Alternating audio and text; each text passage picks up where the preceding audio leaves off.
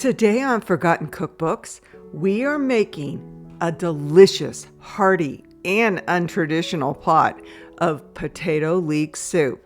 So let's get cooking.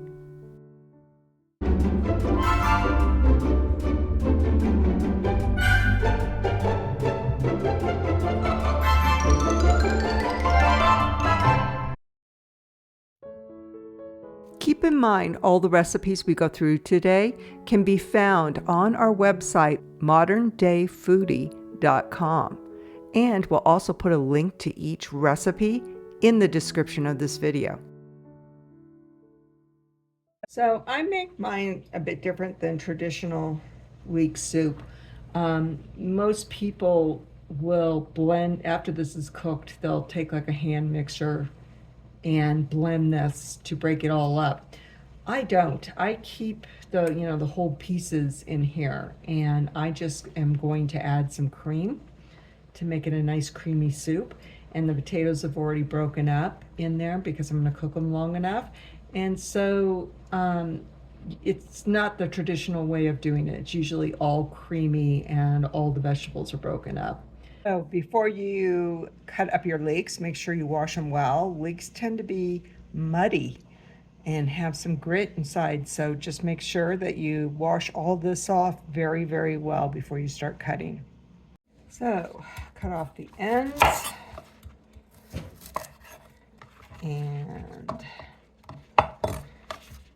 make sure that you've gotten all the grit off as much as you can. And then just start slicing. I slice them about 1/4 of an inch. And if you still see some grit inside, just wash your slices. And see, you can still have a lot of the dirt. And I slice until there's like no more of the white. All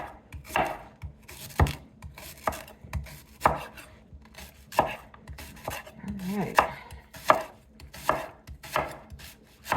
love leeks. These are organic because sometimes in the winter I have a hard time finding leek in the regular section, and I can only find it in the organic section of the market. So you see how you can still have some mud. So you can just rinse these off.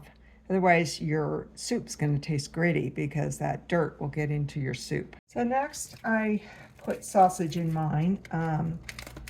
I like the sage sausage by Jimmy Dean, but this is right after Thanksgiving. So I couldn't find any because everybody makes it with their for their stuffing. And so I'm going to use an Italian sausage, which will be really good. So if you want to spice things up, you can always use a hot Italian sausage, but I think it's fine with just regular mild Italian sausage. I like using Jimmy Dean because it doesn't have all these fat globbles, whatever you want to call them, in it. I like how it's finely ground. But we're going to be frying this up, and a lot of it will get probably broken down from the heat. But I still prefer the Jimmy Dean sage sausage. I've just always liked it, and I've always used it. All right, so we're going to let this fry up really well. Always cook your sausage really well because sausage can have some microbes in it that can make you sick. So always cook your sausage first and get it well cooked before you add anything else. So what I'm going to do is, rather than using any kind of oil or butter, unless I don't have enough of the fat that will turn into liquid in here, I'm just going to put my leek straight in here and fry them up. When you fry them, it really brings out the flavor. So as my sausage is cooking, I'm just going to kind of slice these in half so they're a little more of a bite-sized piece.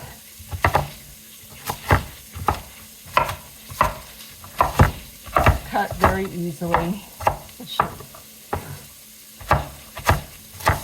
There we go. we'll just chop them up. I love the flavor that comes out of leek when you fry it, especially when you do it in butter. But we most likely don't have to use butter because we have the sausage cooking. There we go. I'm going to throw that in as soon as the sausage is cooked better. So you could really make this vegan by not having your sausage. And I make mine with just chicken broth.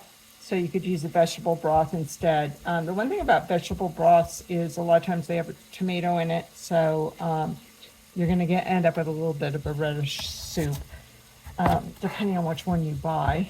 So we just cut up 2 leeks, and now we're cutting up 2 russets. Now, a lot of times I'll use Yukons instead, the yellow potatoes, because it does make for a creamier soup. But again, it's after Thanksgiving, and all the Yukons are gone. The stores just doesn't have any at all. So I usually chop these up and can leave the skins on because there's a lot of nutrition in the skins. I never peel my potatoes.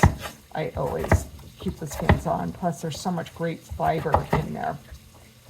So, and these are going to break apart in the broth, you know, as they cook. So you don't have to get them super small, the pieces. But you want to get them as small as you can so they will break apart. So our sausage is still cooking on kind of a medium heat to get it to a certain temperature so any microbes that might be lurking in the meat are being killed. It's just kind of the nature of pork in general.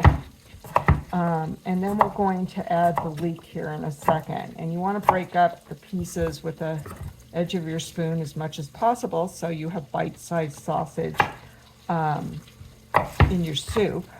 So somebody's not taking a bite of soup and they're not getting like a huge bite of soup. I'm just going to kind of break these up just a little bit more, kind of get the bigger pieces to be smaller. All right. So this should break apart in the soup a lot. So there's 2 potatoes. So that should give us a nice thicker broth. We're going to be adding cream, so it'll be really creamy. You know, if you ever want to make your soup creamy or thickened, try turnip. A turnip, just 1 turnip, cut it up, put it in your soup. It will actually thicken up your soup and give it a creamy flavor. And it's also a vegetarian way of doing it. Okay, so I've broken up all the pieces as small as I can. That's another reason why I like the Jimmy Dean, because it's finely ground.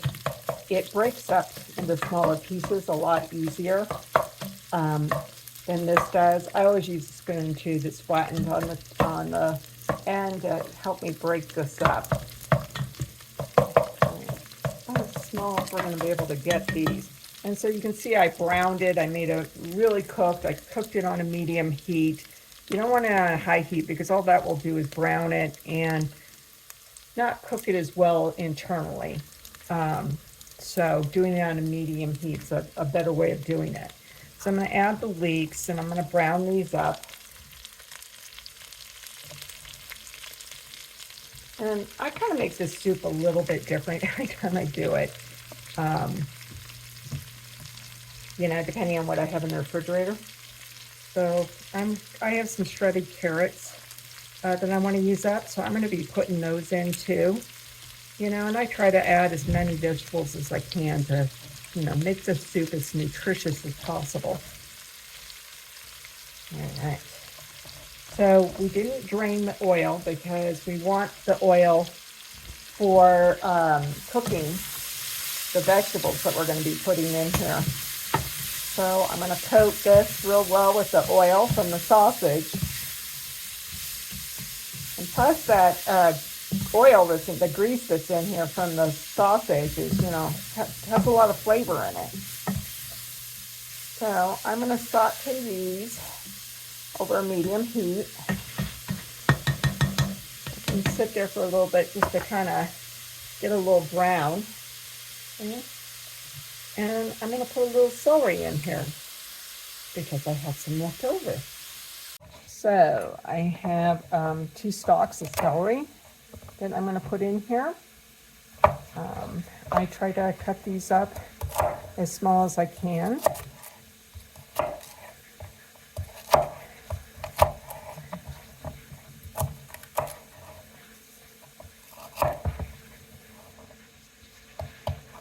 And I'm going to saute them also in the grease from the sausage. So this is a quick way. Always bend your fingers back so you don't slice your fingers. All right. Use as small as I can. You can actually use some more celery if you want to, another stick. These were kind of small, but my husband's not a big vegetable eater, so I try not to overburden the soup too much. And I always chop these really small because he's not a big vegetable eater. Right, so we put in the celery, and the smell of the leek browning is, oh, I love that aroma. Really brings out some great flavor. And so I'm cooking in kind of a medium-low to kind of get it caramelized a bit. So when you cook it on a lower heat, the leeks, they get caramelized just like onions do. So I just kind of let them sit here, stir them occasionally, and get them nice and caramelized. So next I'm going to do some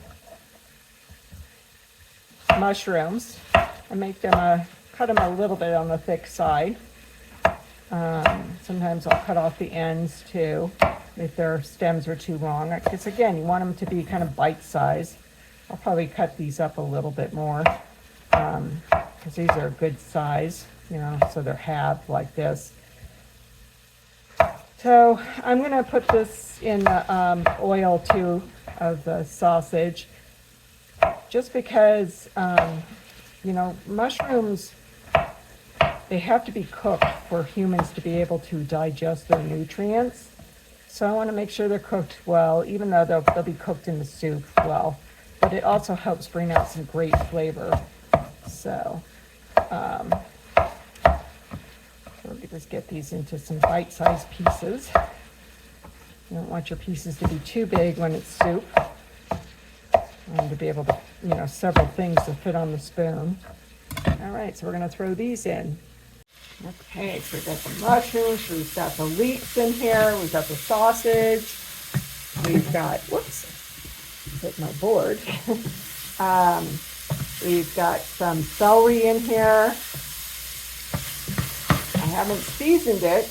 You can put a little salt in here. Salt helps bring out the flavor, but there's probably already salt in the sausage, you know, because it's already seasoned, and I don't want it to be over salted.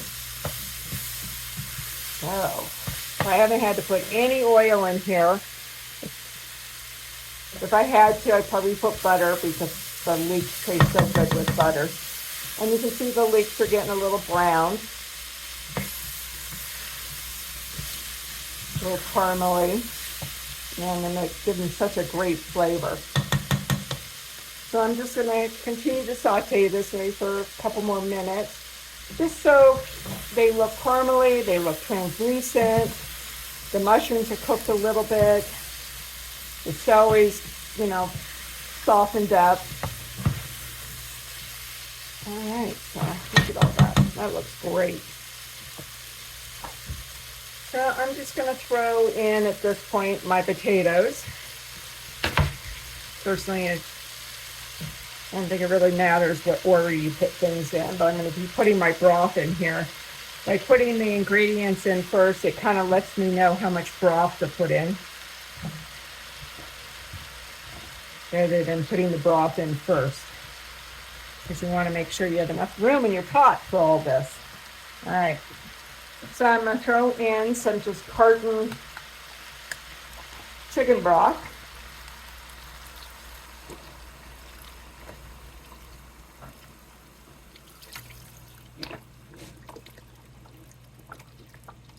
Bring this to a nice boil and simmer.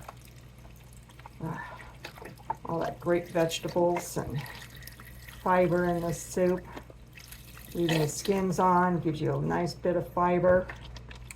So I usually use about 2 of the cartons of the chicken broth cartons, which they're 32 ounces a piece, so 64 ounces total. And so you can see why I put the potatoes in, because if I put the broth in, I may not have room for the potatoes. So this is like a smaller pot. I just bought this pot, so it's a little smaller than I'm used to. I'm gonna stir everything up real well in there. Okay. So I'm going to bring this to a boil and then bring it down to a simmer. So I'm probably going to add a few more mushrooms. Now I always use the brown mushrooms because they're more nutritious than a regular white mushroom. They're like baby portobellos.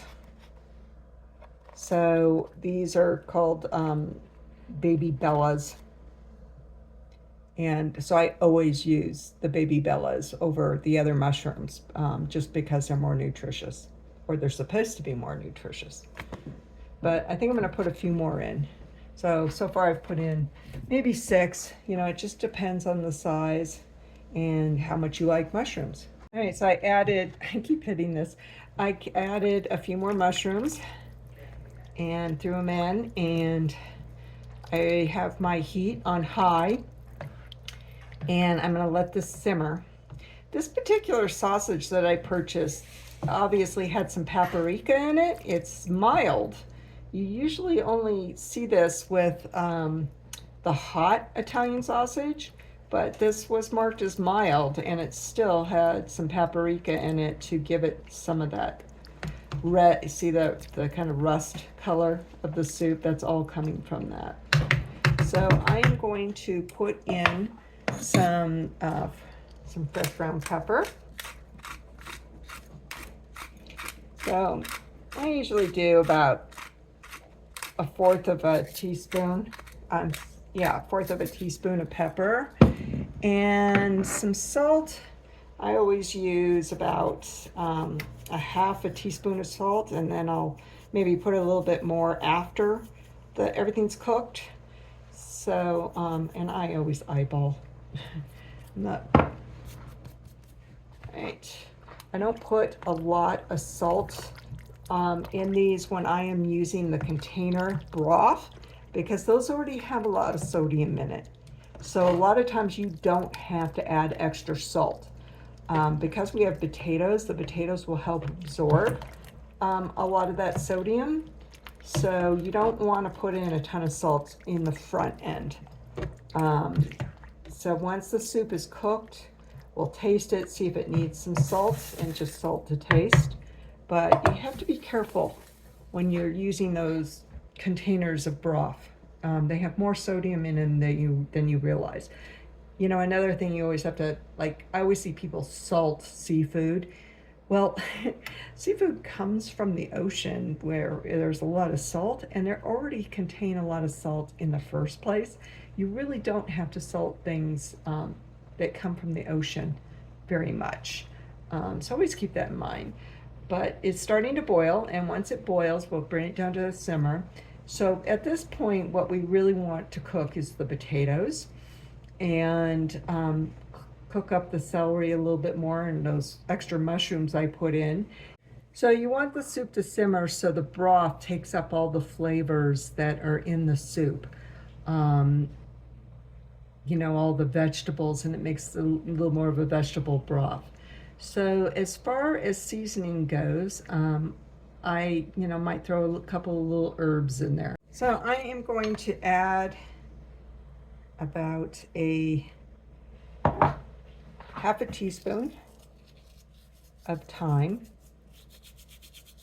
Open up the flavor between my hands, or you could use a mortar and pestle. Stir that in. So I love cooking with white wine, cooking wine, and I always put it in my stews and my soups. And I'm going to put in about 1/4 of a cup to a 1/2 a cup. And any alcohol that's in it will get cooked up as this thing boils and simmers and stuff. But it always adds such a wonderful flavor. So I just remembered I had some shredded carrots that I wanted to put in here that I wanted to use up. So I'm putting in about a cup of the shredded carrots. Okay. I always feel soup's a way of emptying your refrigerator out of things that need to be used, especially your vegetables. All right, so that will add a nice sweet flavor to the soup. So this has come to a boil, so I'm going to lower this to a simmer, and I'm going to let it cook for about a 1/2 hour to 45 minutes. When I start seeing the peels coming off of the potato and the potato breaking up, and you know, I'll taste test one of them to make sure they're all soft. Once they're soft, the soup is ready for the cream. So let's go ahead and put this down to a low simmer. So I'm also going to add 2 cloves of garlic, or you can use 1 depending on how much you like garlic. You just smash it with the edge of your knife. They're easy to peel, and put it in your garlic press. So, and then just put it into your soup. I have this garlic press I absolutely love. Yeah. I'll put it down in the description where I got it from, but it cleans really easy because it comes out like this, and it's really easy to get the garlic out and put it into your whatever you're putting it into. All right, so it's down to a simmer from the boil, and we're just going to let it sit here for about a 1/2 hour to 45 minutes. And depending on the potatoes, how well they cook, I'm at altitude, so my time is a little different than other people. Water boils differently at altitude. And then at that point, we'll put the cream in. And we'll come and stir it a few times just to mix the flavor up. So it's been simmering for about a 1/2 hour, 45 minutes. And when we look at the potatoes, we can see some of them are starting to break up a little bit. And if I take my spoon and just kind of break them apart to see how soft they are, I can tell if they're cooked or not. So it looks like they're able to, that they look like they're ready. See how that just breaks apart like that? You can even mesh them off the side. And sometimes I do that too. I'll start mushing some of them off the side here just to kind of break them apart a bit. And it helps thicken the soup up. I'm mashing them. So if you're dairy free at this point, you would be done and you wouldn't add any kind of cream to it. But what we're going to do is we're going to add about a 1/2 a cup to a cup of cream to the soup. And you see how it kind of thickens up as I mash these potatoes. And then I'm also going to put a little bit on the side in a bowl and taste it to see if I need to add anything else, like maybe some more pepper, maybe some more salt. So, yeah, this is definitely, and it's nice and thick, and it's nice and hearty. It's boiled down a bit as we let it simmer. It's really gotten thick. So, it's almost stew-like. A lot of nutrition in it. All right, so let's go ahead and I'm going to turn down my heat. I'm going to turn off my heat, actually. And I am going to stir in a 1/2 a cup of heavy cream. It's a whipping cream. And it makes a nice cream soup. Oh, that looks amazing. So it's got all the different vegetables in it and some meat. You can make it vegetarian if you want. You can make it dairy-free if you want. There's all sorts of different ways that you can make this. So I've put a little bit in a custard bowl, and I'm going to let it cool down a little bit, and then I'm going to taste it to see if I need to add anything else. So with that white wine in there and all the other flavors, and this turns out, even though the package on the sausage said mild Italian sausage, it turns out that it's mildly hot Italian sausage. Actually turned out to be a great buy. It really added a lot of flavor to the soup, and I recommend doing that. It was really good with the mildly hot. But this is a great hearty soup to make, and you can see how the potatoes are broken up. So I don't need to add any salt. It's perfect. It's hearty. It's flavorful. You can taste the leek in it. It's just wonderful. And again, I make this differently than the traditional way of making leek soup. I will put the recipe in a link in the description, or you can find it on my website, moderndayfoodie.com. Make sure that you check out our videos on browsing old cookbooks. We've come across some amazing recipes.